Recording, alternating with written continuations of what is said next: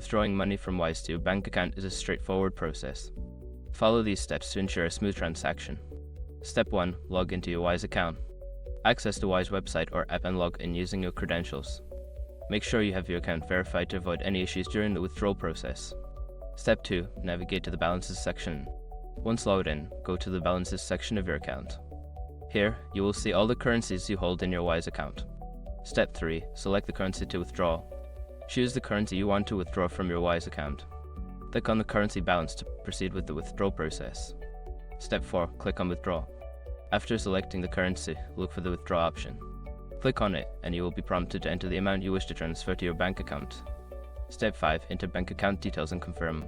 Before filing a refund or dispute, use the escrow.com link in the description to open the refund dispute deadline calculator and confirm your deadline. Now you can enjoy the convenience of transferring your funds from Wise to your bank account. Always ensure your account details are accurate to avoid delays.